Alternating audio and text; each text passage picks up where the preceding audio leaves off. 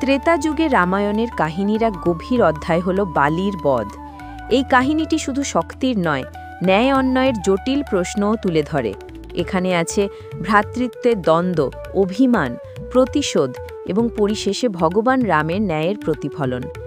কিষ্কিন্ধা নামক বনরাজ্যের রাজা ছিলেন বালি।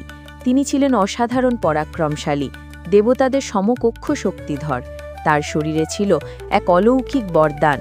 যেই তার সঙ্গে যুদ্ধে প্রবেশ করত, সেই প্রতিপক্ষের অর্ধেক শক্তি বালির শরীরে সঞ্চারিত হতো।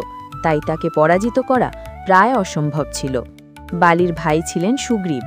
দুজন ভাই একসাথে মিলেমিশে সুখে রাজ্য চালাচ্ছিলেন, কিন্তু ভাগ্যের লিখন অন্য কিছু ছিল। একদিন এক মায়াবী অসুর এসে কিষ্কিন্ধার দরজায় গর্জন করতে থাকে। বালি আর সুগ্রীব তখন রাজসভায় ছিলেন। অসুরকে দেখে বালি সুগ্রীবকে বলেন, তুমি বাইরে অপেক্ষা করো, আমি একে দমন করে আসছি। বালি অসুরকে তাড়া করতে করতে গুহার ভেতরে প্রবেশ করেন। বহুক্ষণ পরও তিনি ফিরে আসেন না। গুহার ভেতর থেকে শুধু প্রবল রক্তস্রোত বেরোতে থাকে। সুগ্রীব মনে করেন হয়তো বালি নিহত হয়েছেন। ভাইয়ের স্মৃতিতে তিনি দুঃখ ভারাক্রান্ত হয়ে রাজ্য ও প্রজাদের রক্ষার জন্য সিংহাসনে বসেন। কিন্তু কিছুদিন পর বালি গুহা থেকে বিজয়ী হয়ে ফিরে আসেন। তিনি সুগ্রীবকে সিংহাসনে দেখে সন্দেহ করেন যে ভাই তাকে প্রতারিত করে রাজ্য দখল করেছেন। ক্রুদ্ধ বালি সুগ্রীবকে কিষ্কিন্ধা থেকে বিতাড়িত করেন। রাজ্যচ্যুত সুগ্রীব তার অনুগামী বানর সেনা নিয়ে ঋষ্যমুখ পর্বতে আশ্রয় নেন। তিনি সর্বদা ভয়ে দিন কাটাতেন, কারণ বালির ভয়ে তিনি কিষ্কিন্ধা নগরে প্রবেশ করতে পারতেন না। এই সময় ভগবান রাম আর লক্ষ্মণ সীতার সন্ধানে ভ্রমণ করতে করতে ঋষ্যমুখ পর্বতে আসেন। হনুমান তাদের সঙ্গে পরিচয় করিয়ে দেন। সুগ্রীব রামের কাছে নিজের দুঃখের কাহিনী বলেন, হে রঘুকুলনাথ, আমি নির্দোষ, তবু বালি আমাকে রাজ্য থেকে বিতাড়িত করেছে, আমার স্ত্রীকেও কেড়ে নিয়েছে, আমি এক আশ্রয়হীন ভ্রাতা। রাম মনোযোগ দিয়ে সব শোনেন এবং সুগ্রীবকে প্রতিশ্রুতি দেন, আমি তোমাকে সাহায্য করব, তুমি আমার সীতার সন্ধান করতে সাহায্য করবে আর আমি তোমার রাজ্য ফিরিয়ে দেব। সুগ্রীব রামকে নিজের শক্তি প্রমাণ করতে বলেন।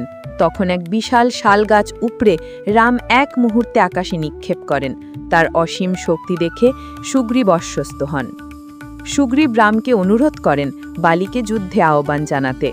সুগ্রীব ও বালি প্রবল সংঘর্ষে লিপ্ত হন, কিন্তু রাম দূর থেকে তাদের আলাদা করতে পারেন না, কারণ দুই ভাইয়ের চেহারা একেবারে অভিন্ন। বিভ্রান্ত রাম তীর ছোড়েন না, ফলে সুগ্রীব মার খেয়ে পালিয়ে যান। পরের দিন সুগ্রীব রামের কাছে অভিযোগ করেন, প্রভু, আপনি আমাকে রক্ষা করলেন না। রাম বলেন, আমি চেহারার মিলের কারণে তীর ছুঁড়তে পারিনি, এবার তুমি গলায় ফুলের মালা পরে যুদ্ধ করো। সুগ্রীব মালা পরে আবার বালিকে যুদ্ধে আহ্বান করেন। প্রবল যুদ্ধ শুরু হয়। দুই ভাই ভীষণভাবে একে অপরকে আঘাত করছেন। সেই সময় রাম দূর থেকে কৌশলে তীর ছুড়লেন। অগ্নিবাণ বালির বুকে বিঁধল। বালি মাটিতে লুটিয়ে পড়লেন।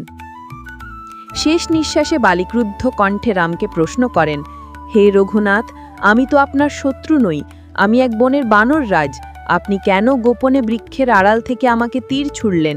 এ কি ধর্মসঙ্গত কাজ? রাম শান্তভাবে উত্তর দিলেন, হে বালি, তুমি নিরপরাধ নও, তুমি তোমার ভাইয়ের স্ত্রী কেড়ে নিয়েছ, প্রজাদের ওপর অন্যায় করেছ, আর আমি রাজন্যকুলের প্রতিনিধি, অন্যায়কারীকে দমন করা আমার কর্তব্য। তুমি তোমার শক্তি নিয়ে গর্বিত ছিলে, তাই ন্যায় তোমার চোখে ধরা দেয়নি। আজ সেই অহংকার ভেঙে গেল। বালি ধীরে ধীরে রামের কথার সত্যতা উপলব্ধি করেন।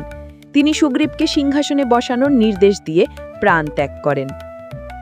বালির বধ শুধু এক যোদ্ধার পতনের কাহিনী নয়, এর গভীরে আছে ন্যায় অন্যায়ের সংঘর্ষ, ভ্রাতৃত্বের দ্বন্দ্ব এবং অহংকারের পরিণতি। এই কাহিনী আমাদের শেখায় অহংকার সর্বনাশের মূল।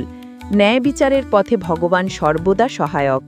ভক্তি ও সত্যের সঙ্গে থাকলে অবশেষে বিজয় আসবেই।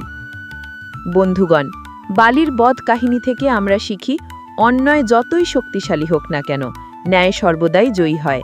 ভগবান রাম তার ন্যায় নীতি দিয়ে আজও আমাদের পথপ্রদর্শক। তাই জীবনে সর্বদা সত্য ও ন্যায়ের পথ অনুসরণ করুন।